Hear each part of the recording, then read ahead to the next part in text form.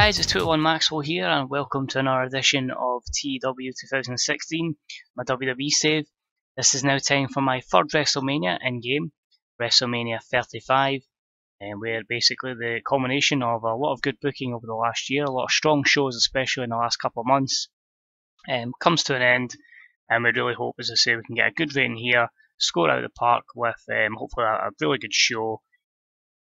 Good attendance. Hopefully I'm aiming to smash my record in attendance here by at least 20,000. We're going to be doing it in, I was going to go to Wembley, but seemingly I'm getting 5,000 more fans going if I host it at, I think it's pronounced Croke Park or Croker Park in Ireland. We're looking at just under 80,000 for that, and it is an 82,000 capacity stadium. So we went close to a sellout there. It was 5,000 more than Wembley. So I just felt like with Wembley we're only going to get 74,000 due to people not turning up. So Ireland basically won in this instance. If we had a big stadium in the northeast that could have catered, we could have been looking at about 85,000. But still, just taking advantage of the fact the economy is good in the UK and the wrestling industry is going up there. In the US we're still down in single digits. It's really bad in the US, so we are mostly having our shows in the UK. Probably look to build a couple of new arenas in the UK as well, just to make sure we're making as much money over there as possible. But as I say, a lot of feuds going on. 41 segments, 511 minutes, so it's a long ass show. You thought WrestleMania was long. In real life it's going to be a lot longer here. As I say, the next step from here is a superstar shake-up. I've already got a note down on my phone. There's going to be roughly about 30 or 40 wrestlers moving about between Raw, SmackDown and ECW. We'll have a lot of guys coming up from NXT and Lucha Underground, and we'll be cutting a lot of deadwood because, as a lot of people have seen on Twitter, the roster's stacked. We have a 60-man Andre the Giant Memorial Battle Royal. That's how stacked our roster is. So we'll kick on with the show, guys. As I say, it could be a long one, so I won't blather on for much longer. This is WWE WrestleMania 35. This isn't an Ultimate Thrill Ride. This isn't the showcase of the Mortals. It's just our season finale, I suppose. But here, let's go. Could call it, possibly, the end of an era. Watch this space. Here we go. So we start the show hyping up our two main events for tonight, and then I get a disappointment to see we've only got 68,685 at Croker Park. So that is roughly 10,000 less than we were expecting, but at the same time 14,000 off the capacity. I'm smashing our attendance record in this save by 15,000, so I'm still happy to an extent. We start the show with a hype package, building up for how good and historical WrestleMania is. It's obviously the place where big moments happen, and we're hyping up two of our main events, which is going to see Braun Strowman versus Seth Rollins, and for the WWE Championship we're going to see the Royal Rumble winner Kevin Owens challenge Daniel Bryan. So A90, show got off to a strong start, the crowd got hotter, the KO Mania storyline lost heat, and the Braun storyline advances. I'll try not to go through too much of the dirt sheets because I say it is a long show. It's going to take a bit of time to load, but here we go. Are we ready for the 60 participants? I'll just name them through very quickly. We had Hot Sauce, Tracy Williams, we had Aiden English, Alex Shelley, Argos, Bobby Fish, Brian Cage, Caristico, Cesaro. We had Chris Sabin, Christopher Gerrard or Oni Lorcan, Daichi Hashimoto, Davey Richards, Dragonisto, Drew Galloway, Drew Gulak, Eddie Edwards, Elias Sampson, Enzo Amore, Eric Young, Phoenix Flamita, Hiroshi Yamato's back and he got his re-debut in the matchup. We also had ECW's Homicide, we had Jack Gallagher, Jason Jordan, Jay Briscoe, Jervis Cottonbelly, Jay and Jimmy Uso, Jimmy Havoc, Johnny Gargano, Kalisto, Kashinko Nakajima, Kushida, Mark Briscoe, Mark Haskins, Marty Scurll, Mojo Rawley, Naomichi Marufuji, Nick Miller, Nino Diabano, Noam Dar, Pete Dunne, Rhett Titus, Rich Swann, Roderick Strong, Sam McCallahan, Shane Thorne, Simon Gotch, Taji Ishimori, Tayuka Tsuji, Tommaso Ciampa, Tommy End, Tomohiro Ishii, Tony Nese, Ty Dillinger, Tyler Breeze, Wade Barrett, Xavier Woods, and Zack Ryder. So As you can imagine, we didn't have a lot of our tag teams in action, so quite a few tag teams competed in this match. As I say, the tag team champions were either in a match previously or we already had a storyline wrapped up for them. But it was a match that had subpar wrestling and little heat, and it was the villain, Marty Scurll, one of obviously the tag team he's belongs in even. I think what they're called again, the Hate Empire. He won their battle royal in just under 20 minutes. The other members of the final four were Cesaro, Hiroshi Yamato, and Mojo Rawley, with Cesaro being the final elimination. He also got the most eliminations, so we made him look dominant. But Marty Scurll wins the Andre the Giant Memorial Battle Royal. I've just realised that's called the Andy the Giant, so I'll have to edit that. We've been playing this save for 3 years, and that's the first time I've realised that typo. B-75 is okay, because it's a lot of lower card guys.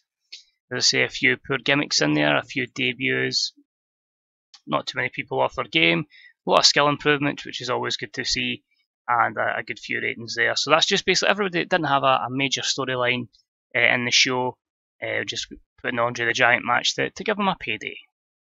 Because like Vince, good guy Maxie. And after it, we have Marty Scurll celebrating with the trophy, and that's a B82. So good things ahead for Marty Scurll in 2019. We had the male version. The women's version doesn't have a trophy, but we'll just say for the Miss WrestleMania trophy, the competitors in this one were Aika Ando, AJ Lee, Alexa Bliss, Aaliyah, Arisa Nakajima, Asuka, Barbie Hayden, Bayley, Billie Kay, Candice LeRae, Carmella, Cherry Bomb, Ember Moon, Emma, Erica, Eva Marie, Evie, Hikaru Shida, Iro Kimberly, Liv Morgan, Melissa, Mia Yim, Mickie James, Naomi, Nia Jax, Nicole Matthews, Peyton Royce, Sammy Baines, and Sienna Allison. And the winner of this one was Bayley in 13 minutes and 18. The final four were Nia Jax, Asuka, and Arisa Nakajima, with Nia Jax being the final elimination. And of course, Nia got the most eliminations. We had to make her look really strong. But as I say, two dominant, wrestlers. We've had obviously Cesaro dominating the male version, and the female version, Nia Jax, looks like $1 million, and that's a C+ 66. So happy with that. A few women getting stale, a few, skill improvements as well. Nia Jax improving 2 skills there, so that's good to see. And yeah, good win for Bayley there. She was probably one of the more over ones, so I thought we'll put the win on her. But happy to say, no more Battle Royals. Next up, we've got a promo. It's the King of the Cruiserweights, and it's Neville, and he says it's an absolute disgrace. He's not the King of the Cruiserweights, he's not the champion, and he's going to take the title off of Shane Strickland, and he's also going to show Ricochet that he is the true dominant Cruiserweight. That's a B80 promo from the King of the Cruiserweights. Match itself was decent, and it was Shane Strickland who defeated Ricochet and King Neville in 13:29 when Shane Strickland defeated Ricochet by pinfall with a handspring back elbow. Shane Strickland makes the third defence of the Cruiserweight Championship, Ricochet being the weak link. A B81 here, good strong performances from Strickland and Neville.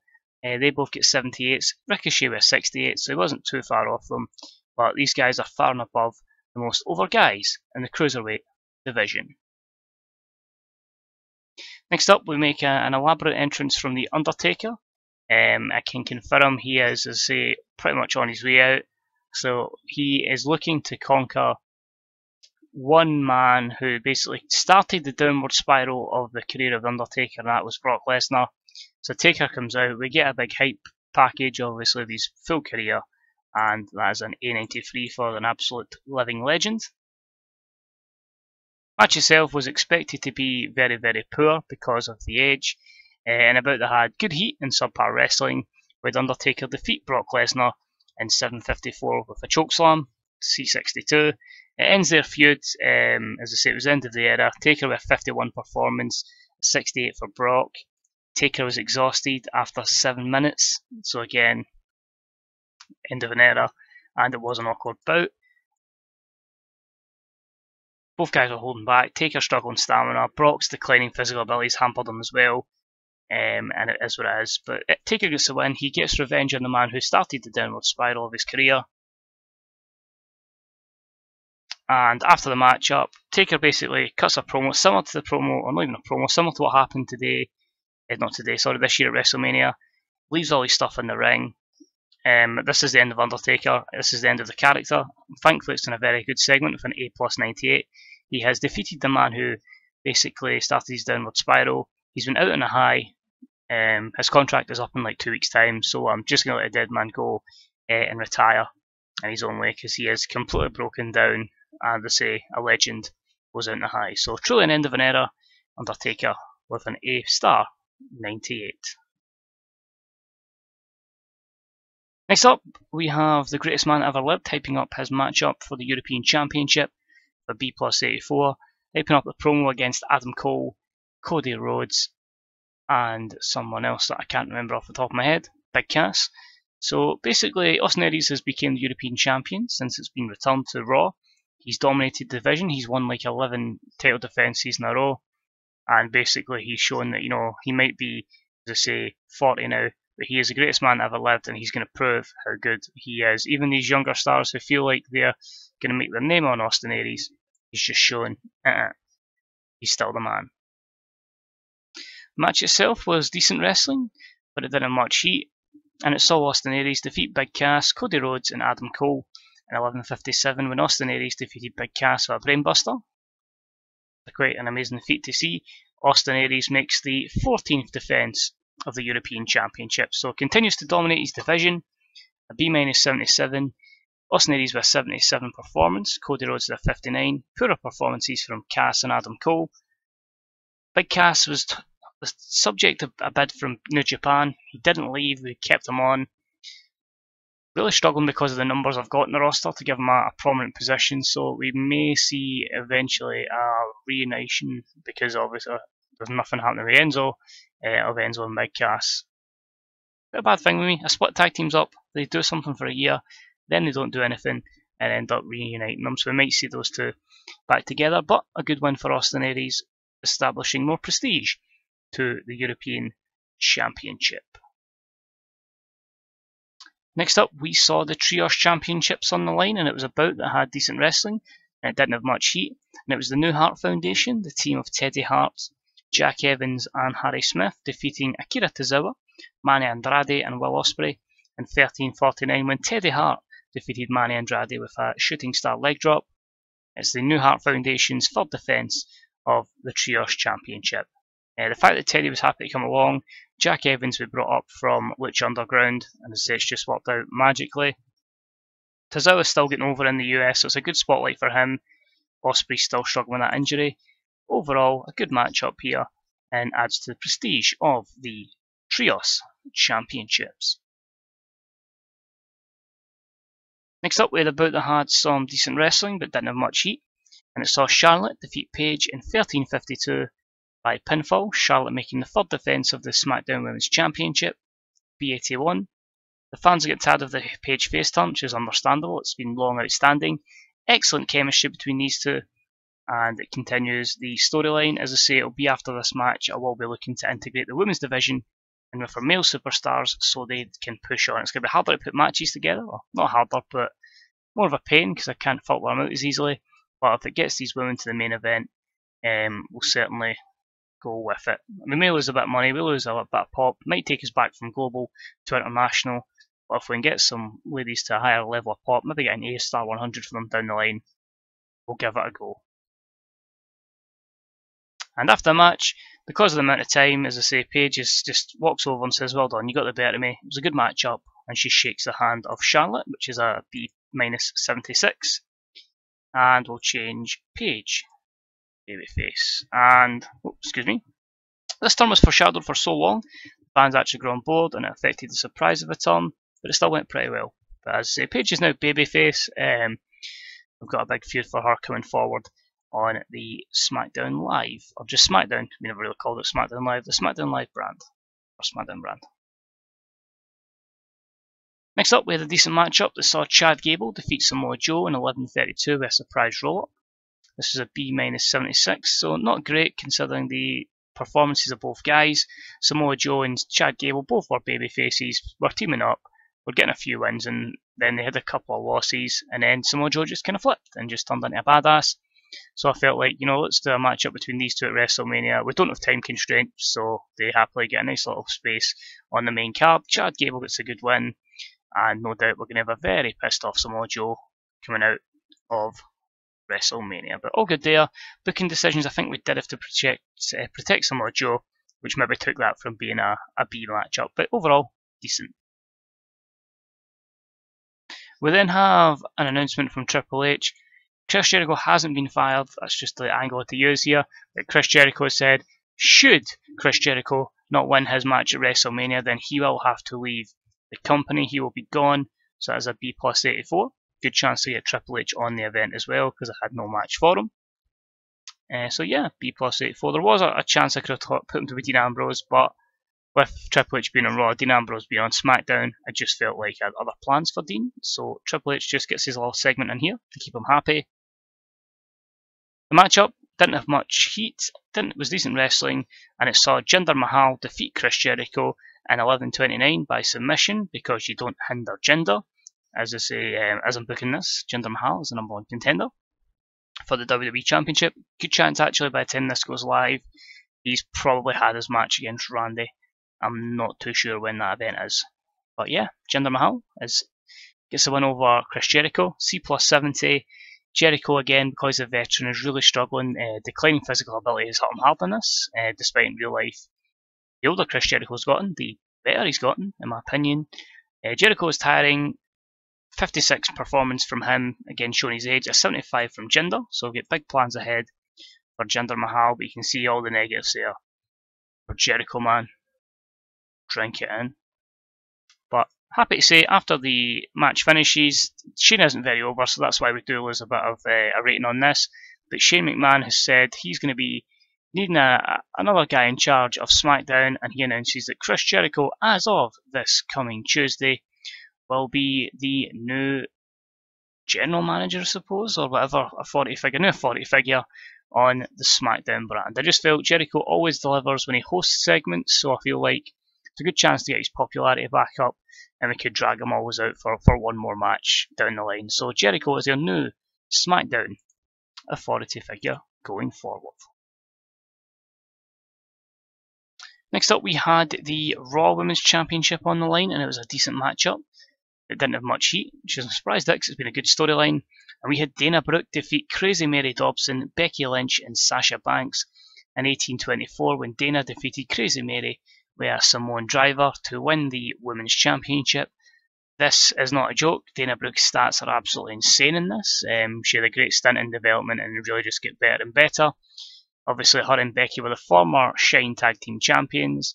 After this, obviously, with the split between them, both of them get involved in the Sasha and Crazy Mary Championship run, and the Fatal 4-Way was the best way to go. But Dana Brooke proving, she's to be taken seriously here, actually putting in a better performance than Sasha and Crazy Mary.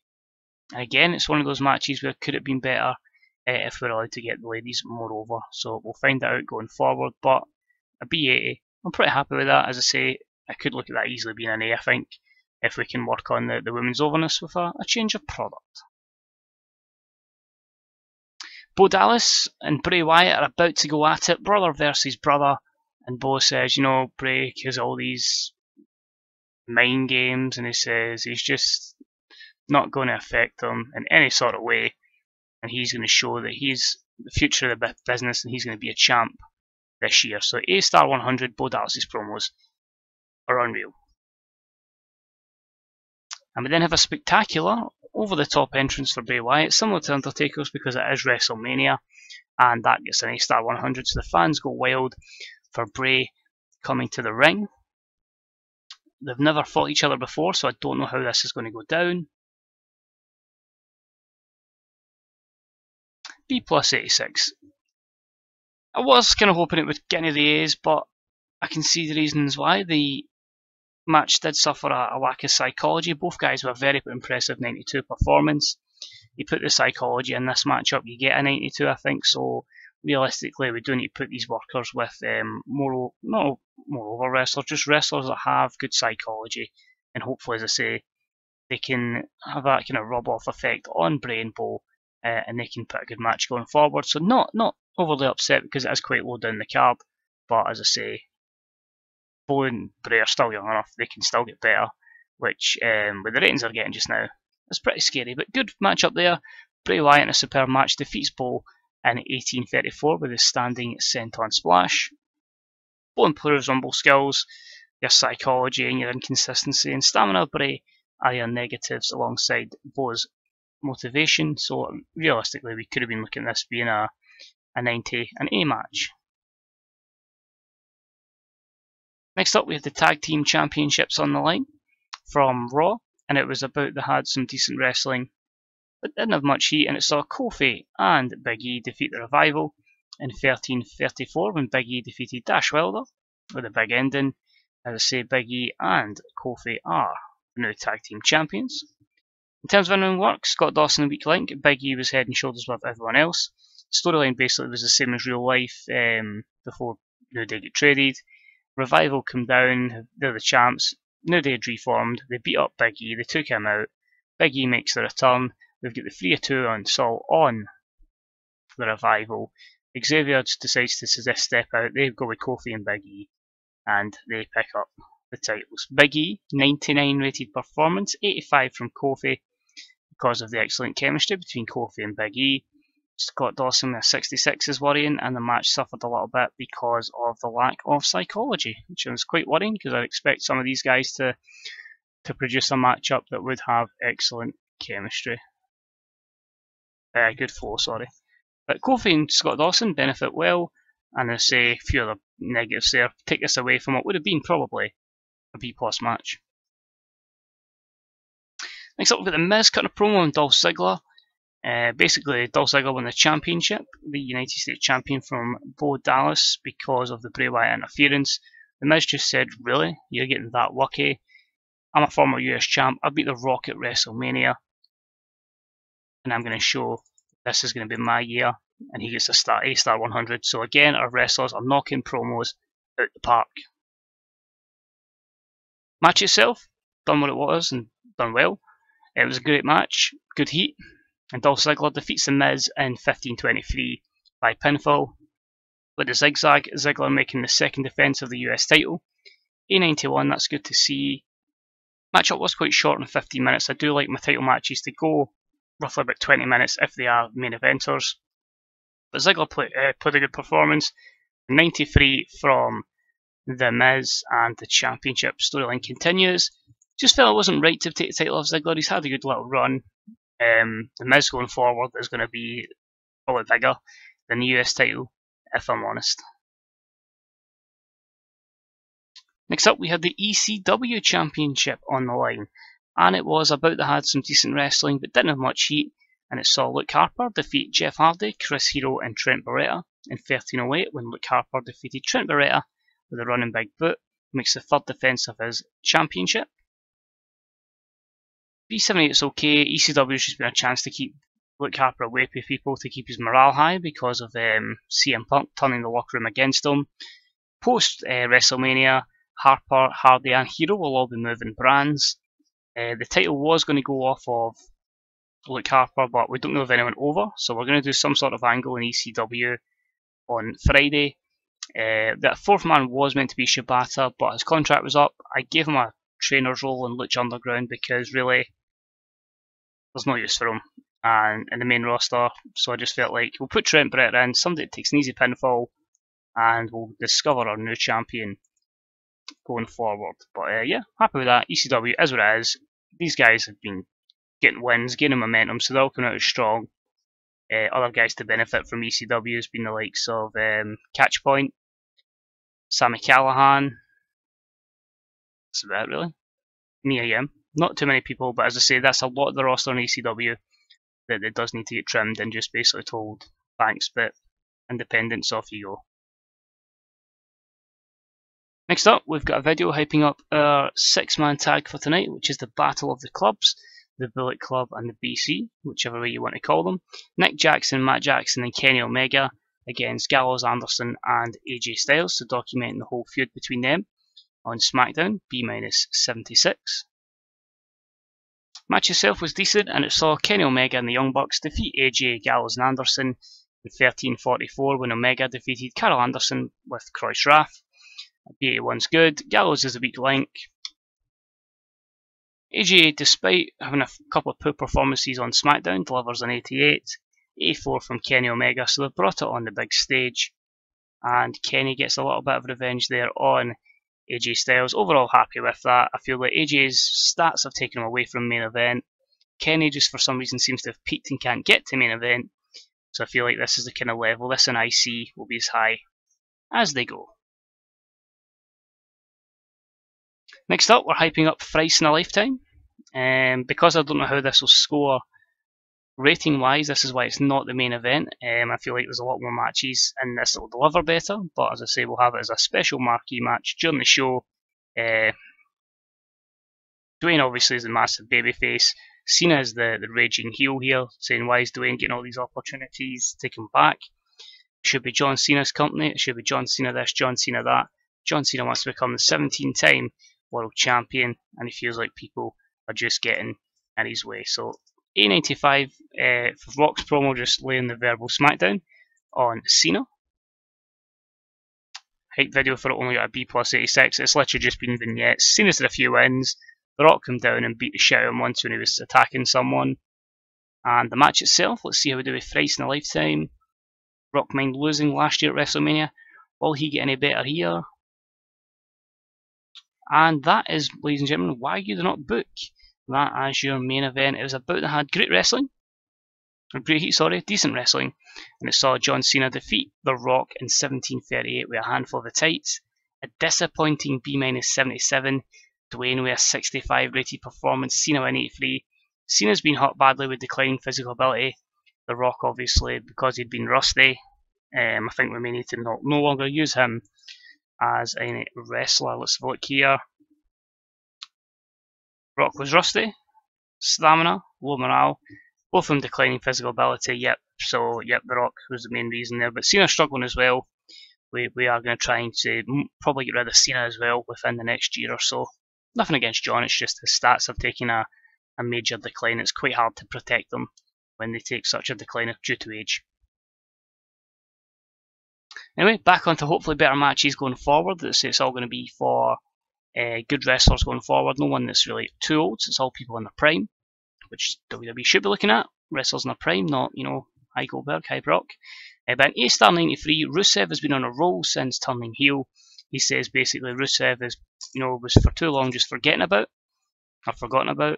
He's just been dominating people, getting them in the accolade, and they've been submitting out. So he's just going to make another people tap out here as he vows to become the Intercontinental Champion.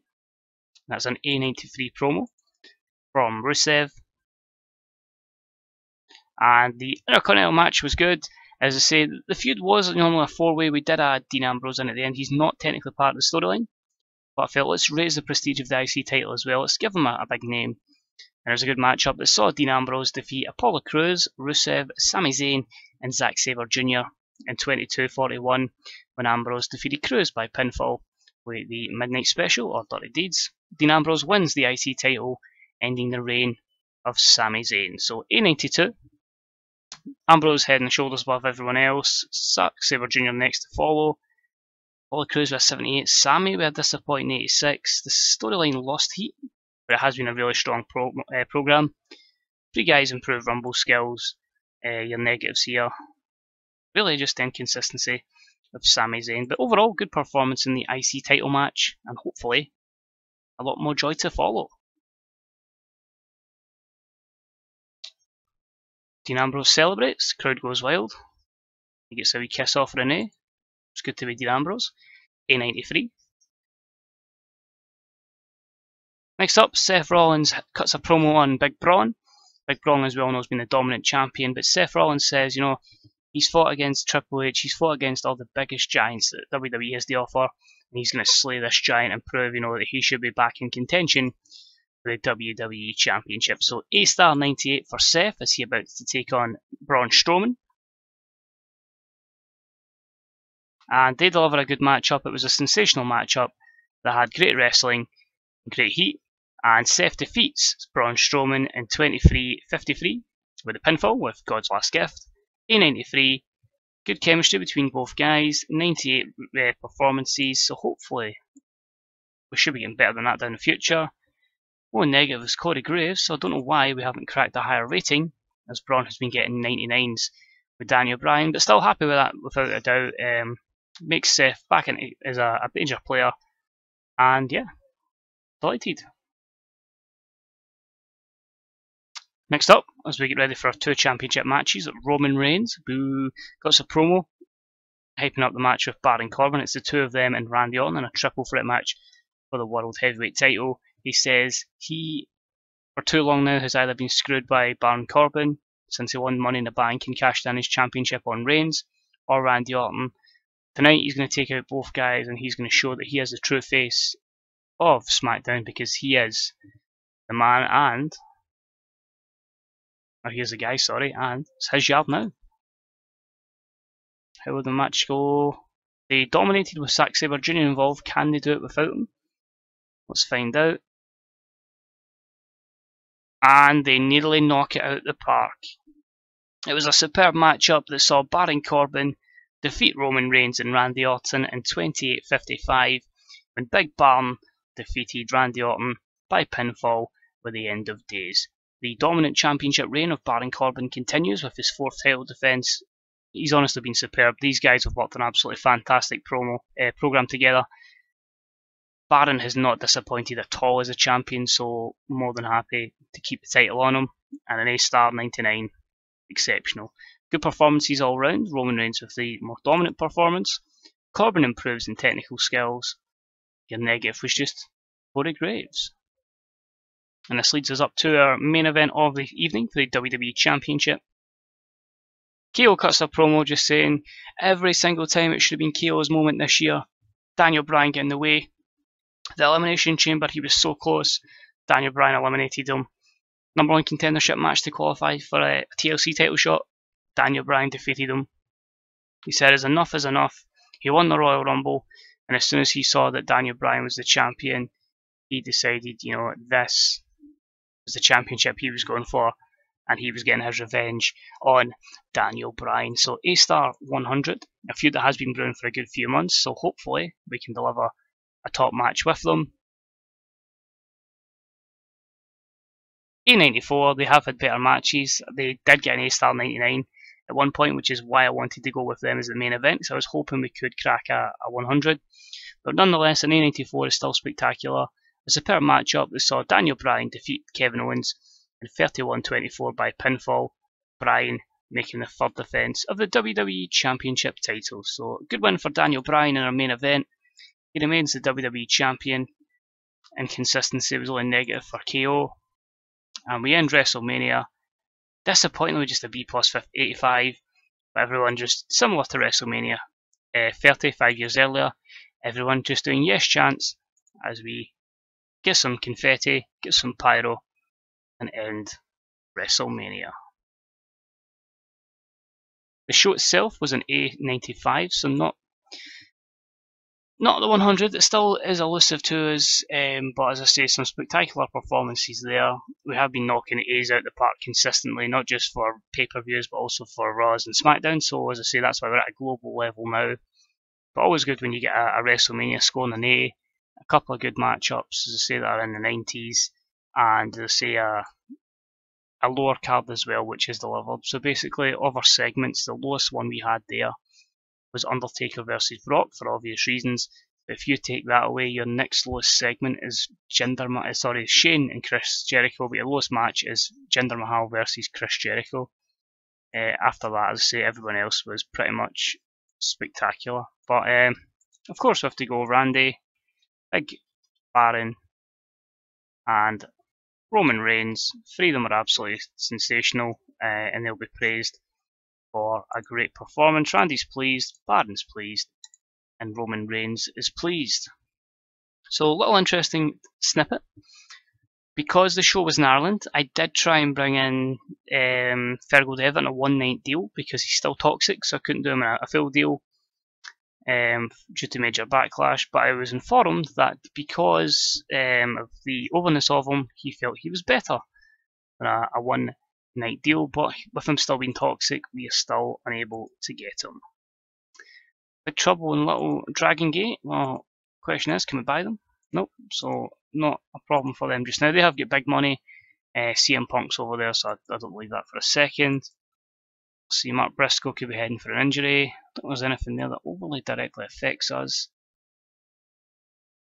So look at Sasaki, 33, some decent stats there.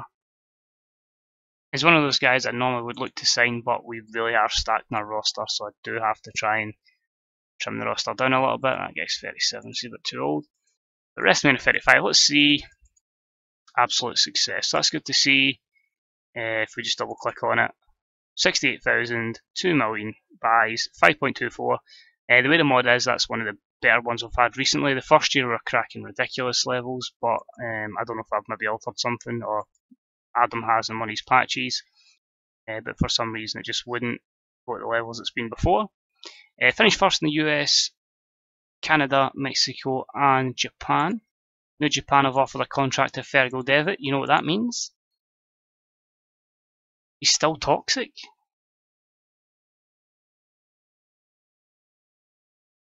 So New Japan must have then retracted that. Oh well, if New Japan were going in, I would have went for it. But if they retracted their offer, we'll retract ours as well. Again, apologies for the mic pop there. Lindsay Dorado's going to go to New Japan. That's cool. We'll let him go. Just never really did anything for him. He never really featured in matchups. If he did, he was usually jobbing. Just felt it was a bit wide keeping him, to be honest. I just felt we need to trim the roster. He's one had to go, so I'll need to fix deals for ECW and Raw. I'll do that after the video. Go for Briscoe Brothers. Well, that's what happens. You're on open contracts. A few disappointed bookings. 5.24. 17k for drug testing. Jesus Christ.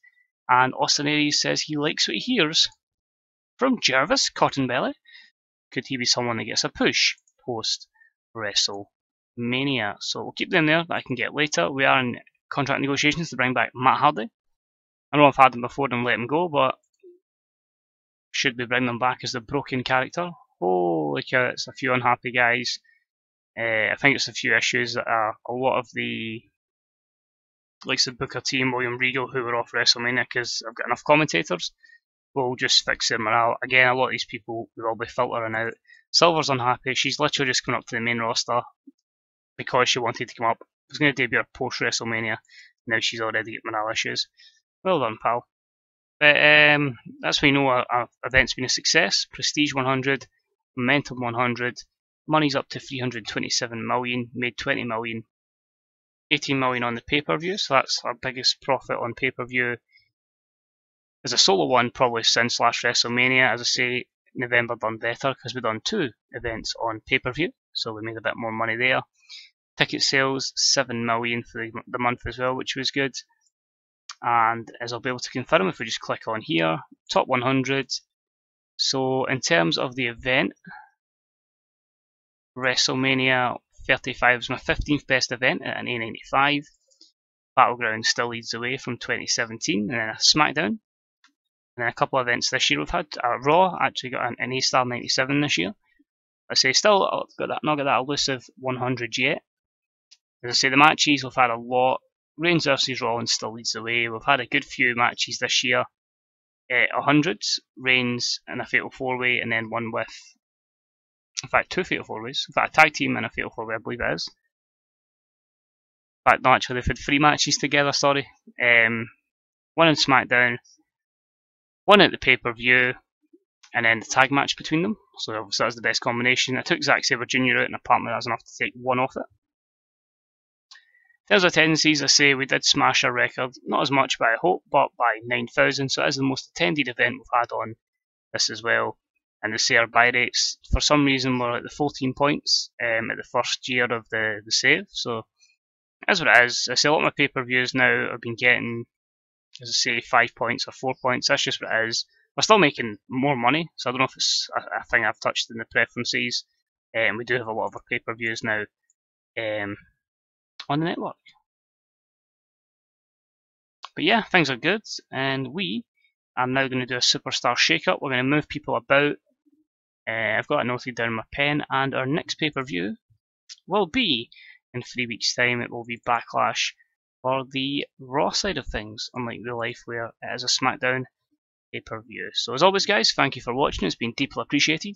Let me know what you thought of the show. Is there any matches you like the idea of? Is there any things you would have booked differently? Having seen obviously our previous pay-per-views. And what kind of wrestlers would you like to see getting pushed going forward into WrestleMania 36? So as always, guys, thanks for watching. See any comments, likes, subscriptions, all that jazz are deeply appreciated. The game's available on the Greydog software website, and of course you can get some information on the game, some tips, some graphics on the forums, and as I say, you can see some more Bookers written guides, you can see some written Be the Bookers, you can see some more YouTube content, all available on the Fantasy Bookers subreddit. A lot of guys there with some hell of a good talent. So as always, guys, thanks for watching, and I'll see you next time as we begin the road to Backlash. Bye bye.